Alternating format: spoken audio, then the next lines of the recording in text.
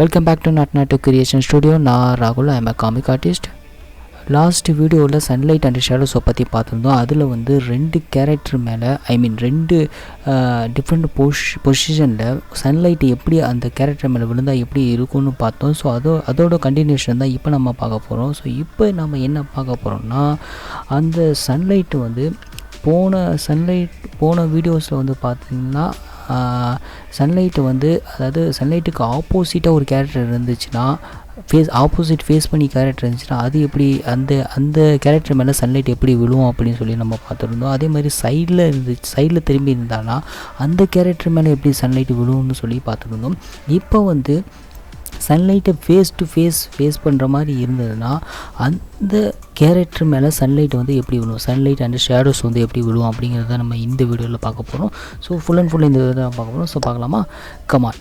So first வந்து நான் அதே மாதிரி தான் சிபி ஆர்ட் எடுத்துக்கிறேன். சிபி ஆர்ட் எடுத்துக்கிட்டு ஸோ அதில் ஃபஸ்ட்டு அந்த சன்லைட்டை வந்து இப்போ சிபி ஆர்ட்டை பார்த்தீங்கன்னா சன்லைட்டை ஃபேஸ் பண்ண மாதிரி இருக்குது. சன்லைட் அதே சன்லைட்லாம் ஒரு 45 டிகிரியில் ஒரு மார்னிங் லைட்டு. ஸோ அந்த லைட்ஸ் வந்து இந்த சிபி கேரக்டர் மேலே எப்படியெல்லாம் விழுது அப்படிங்கிற, அதாவது சன்லைட்டை ஃபேஸ் பண்ண மாதிரி இந்த சிபி கேரக்டர் இருக்குது. ஸோ சிபி கேரக்டர் மேலே எப்படி அந்த சன்லைட்டில் விழுவுன்னு சொல்லி பார்க்கலாமா? கமான்.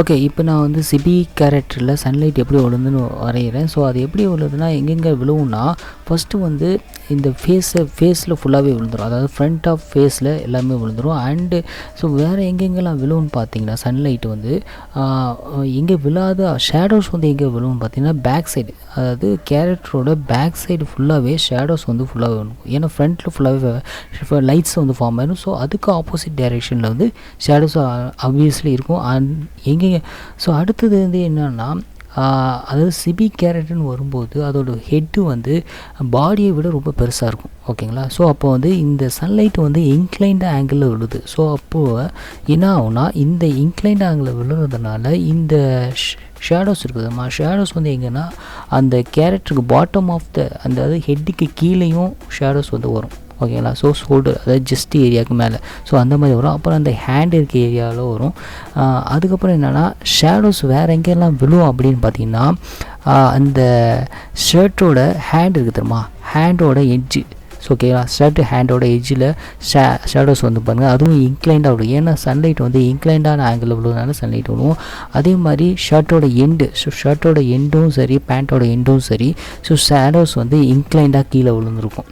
ஓகேங்களா? ஸோ ஏன்னா அது வந்து கொஞ்சம் பல்ஜாகி வெளியே நிற்கிறதுனால ஸோ அங்கேருந்து சன்லைட் வந்து அதை கிராஸ் பண்ணி தான் வரும். ஸோ அதனால் ஸ்லைடாக தான் விழுந்திருக்கு. ஓகேங்களா? இது பார்த்தாலே உங்களுக்கு தெரியும். ஓகே, ஸோ அவ்வளோதான். ஸோ அடுத்து வந்து அனிமி கேரக்டரில் எப்படி அந்த ஷேடோஸ் வந்து விழுந்திருக்கும், ஷேடோஸ் அண்ட் லைட்ஸ் வந்து விழுந்திருக்கும் அப்படின்னு சொல்லி பார்க்கலாம். So come on.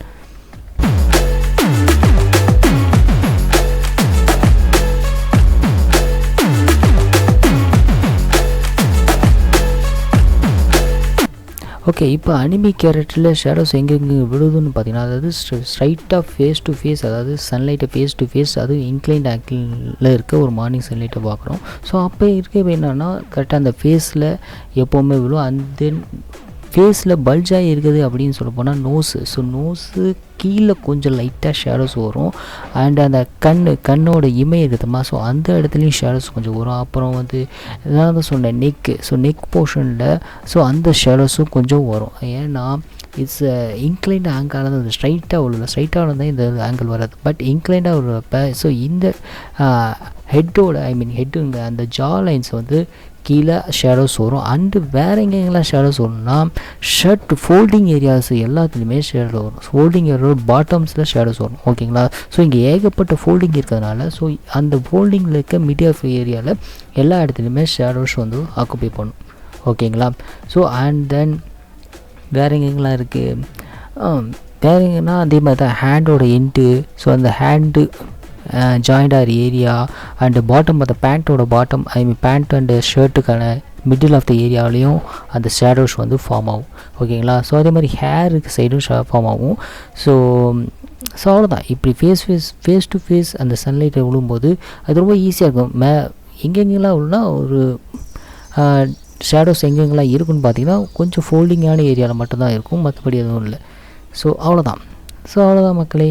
ஸோ இந்த ஷேடோஸ் லைட்ஸ் வந்து இதோட ஓவர். ஸோ இப்போ நான் கலர்ஸை கொடுத்திங்கன்னா உங்களுக்கு கொஞ்சம் இது தெரியும். ஸோ கலர்ஸை கன்வே பண்ணி பார்க்குறேன். கலர்ஸை கொடுத்து பார்த்தாலும் ஓகே, நல்லா தான் இருக்க மாதிரி தான் இருக்குது. ஓகே, ஸோ இது ஏன் நான் இப்போ வந்து இதை இப்போ வந்து சொல்கிறேன்னா, ஏன்னா நீங்கள் ஒரு காமிக் கேரக்டரை உருவாக்கினீங்க, இப்போ ஒரு காமிக் சீனை உருவாக்கினீங்க. ஸோ காமிக் சீனை உருவாக்கும் போது சப்போஸ் அதை நீங்கள் இன்டோரில் உருவாக்கினா எந்த ஒரு ப்ராப்ளம் இல்லை. அதாவது லைட் அண்ட் ஷேடோஸ் வந்து நீங்கள் கொடுக்குறத ஏதாச்சும் ஒன்று கொடுக்கலாம். பட் இதை நீங்கள் அவுட்டோர் அந்த சீனை க்ரியேட் பண்ணும்போது ஓகேங்களா. ஸோ அவுட்டோரில் அந்த சீனை நீங்கள் க்ரியேட் பண்ணணுன்னா என்னென்ன பார்க்கணும், சன்லைட்ஸை பார்க்கணும். அதாவது முதல்ல அந்த சீன் வந்து எந்த டே டைமில் நடக்குதா, ஐ மீன் மார்னிங் டைமா, இல்லை ஆஃப்டர்நூன் டைமா, இல்லை ஈவினிங் டைமா, இல்லை நைட் டைமா அப்படிங்கிறத சீனை வந்து ஃபிக்ஸ் பண்ணணும். அதுக்கப்புறம் அந்த கேரக்டரோட பொசிஷன். ஸோ கேரக்டரோட பொசிஷன் எங்கன்னா சன்லைட்டை ஃபேஸ் பண்ண மாதிரி இருக்கா, ஓகேங்களா. அது வந்து எந்த இடத்துல நிற்கிது, அதாவது அவுட்டோரில் இருக்கும்போது என்வாரன்மெண்டல். ஸோ என்வாரன்மெண்டலில் பார்க்கணும். அதாவது இது இப்போ ஒரு ட்ரீக்கு கீழே இருக்கானா, ட்ரீ கீழே இருந்தால் அந்த ட்ரீயோட ஷேடோஸ் எங்கே இருக்கும், சன் எங்கே இருக்கும், சன்லைட்ஸ் எங்கே இருக்கும். ஸோ இது எல்லாமே இருக்கும். இந்த கேரக்டர் வந்து சன்லைட்டை ஃபேஸ் பண்ண மாதிரி இருக்கா, இல்லை சன்லைட்டில் அப்போசிட்டில் இருக்கா. ஸோ இது எல்லாமே கன்சிடர் பண்ணி தான் அந்த அவுட்டோர் சீனாரியை நீங்கள் க்ரியேட் பண்ணுற மாதிரி இருக்கும், ஓகேங்களா. ஸோ அதுக்காக தான் இந்த லைட்ஸ் அண்ட் ஷேடோஸை நான் வந்து இப்போ வந்து சொல்லிட்டேன். இது வந்து ஒரு காமிக்ஸில் இம்பார்ட்டன்ட் ரோலாக வரும். ஏன்னா இது நீங்கள் பிகினியராக இருக்கப்போ இது நீங்கள் வந்து பெருசாக கன்சிடர் பண்ணலாம். பட் ரொம்ப டீப்பாக போகும்போது இதெல்லாம் நீங்கள் திங்க் பண்ணி ஆகணும். ஏன்னா இது சின்ன சின்ன மைனூட் டீட்டெயிலாக தான் இருக்கும். ஸோ அதை நீங்கள்லாம் நோட் பண்ணுற மாதிரி இருக்கும். ஸோ அவ்வளோதான். ஸோ இந்த வீடியோ உங்களுக்கு யூஸ்ஃபுல்லாக இருக்கும்னு நினைக்கிறேன். ஸோ அடுத்த ஒரு நல்ல கண்டென்ட்டில் உங்களை வந்து மீட் பண்ணுறேன். ஸோ அது வரைக்கும் stay tune on and watching the Not Not to Creation Studio. Tata.